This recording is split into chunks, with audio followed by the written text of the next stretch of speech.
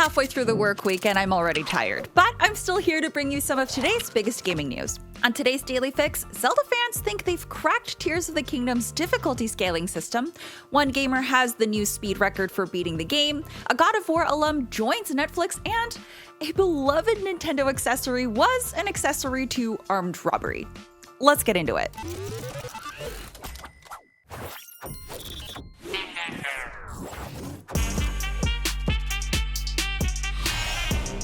Game developers have always walked a tightrope between making it fun and keeping it challenging. Open-world games have long had to struggle with this since their go-anywhere nature can sometimes make the difficulty too hard, too fast, like if you say wander through a late-game area early in your playthrough. Data miners previously found evidence in 2017's Zelda Breath of the Wild that the game had a hidden system where Link would accrue experience and level up as he progressed through the story. This purportedly decided when the game would make enemies more difficult and dangerous and when Link would find more powerful weapons. Now, Zelda fans think they found a similar system being employed in Tears of the Kingdom. YouTuber Austin John Plays detailed the system on his channel, where he combined what data miners found in Breath of the Wild with observations made in Tears of the Kingdom. The system has no visible way to track your progress, no XP gauge or anything like that, so it's all invisible to the player, and it makes it more of a seamless experience. According to Austin John Plays, at a certain point, you're likely to see more dangerous blue and black bokoblins. Defeat those harder enemies and you'll gain more experience, which in turn will level up more enemies. Some don't change difficulty though, like certain soldier constructs on the Great Sky Island. Basically, Zelda Tears of the Kingdom is as hard as you want to make it. Play more, defeat more enemies, and the game will slowly throw harder bad guys your way. But if you play cautiously and avoid many of the game's more difficult but optional enemies like Hinoxes, you may have an easier time overall. I definitely stumbled into Ganon's area a little bit too early, and now I'm fighting everything on hard difficulty. How are you playing Tears of the Kingdom? Are you fighting every enemy you see, or only dealing with the enemies you have to for the story? Drop your crazy bad guy encounter stories in the comments. Sticking with Zelda news, a few weeks ago we took a look at speedrunners already trying to break Tears of the Kingdom. Well, via Games Radar, speedrunner ZDI6923 shared a YouTube video of them beating the game in just under an hour.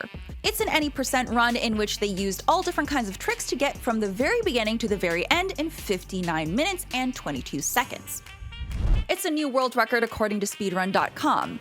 ZDI6923 is currently at the top of the leaderboards, beating the previous record runner Sly Zorua, who finished in 1 hour, 2 minutes, and 42 seconds.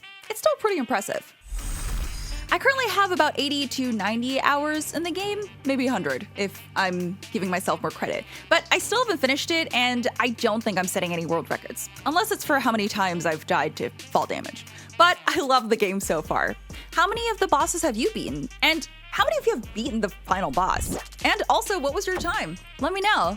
In other news, God of War artist Raf Grasetti, who worked on 2018's God of War and 2022's God of War Ragnarok, is leaving Sony to work on an unannounced AAA game for Netflix. Grasetti announced his departure via Twitter and said he's joining a team led by Joseph Staten, who previously worked on the Halo franchise. The game is reportedly going to be a AAA title, meaning it'll be a much bigger undertaking than games Netflix has published previously. But no other details have been made public. Aside from his work on God of War, Grasetti has regularly shared some absolutely stunning fan art on social media, including realistic renditions of Marvel characters. So honestly, whatever Netflix puts him on, it's going to look great. Whatever the game turns out to be, you'll be sure to hear about it first here at IGN, so stay tuned. And finally, a North Carolina man tried to rob a business using an NES Sapper light gun. You know the one. It's usually orange and white or gray and white. It looks like a futuristic ray gun. According to North Carolina's WBTV, the suspect, David Joseph D'Alessandro, modified the zapper to appear mostly black, probably to look a little more like a real weapon. He showed it to the clerk at the store he was robbing and made off with $300.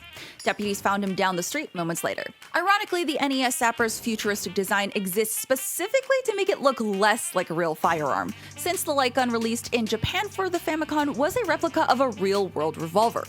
The moral of the story, if you're trying to make a quick buck with vintage gaming hardware, just put it on eBay. You'll make way more than $300. And those are your stories for today, Wednesday, May 31st. I'm Stella Chung, and stay tuned to IGN all throughout June as we will have extensive coverage of all the major gaming events happening next month. That includes the Summer of Game Fest, all the major showcases from gaming's big names like Microsoft, Ubisoft, Capcom, and others. And it all starts next week. And as always, follow us on all of your socials and keep it locked to IGN for the latest gaming news. Keep on gaming, and I'll see you next time.